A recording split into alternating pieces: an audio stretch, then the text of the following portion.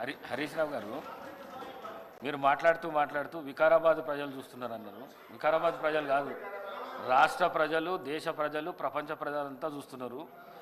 ఒక్క వికారాబాదే కాదు. దయచేసి ప్లీజ్ సార్, ఇప్పుడు ఒక విషయం,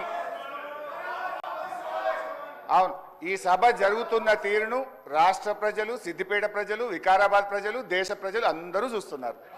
సభలో జరుగుతున్న తీరును ప్రజలు గమనిస్తున్నారు. రైట్.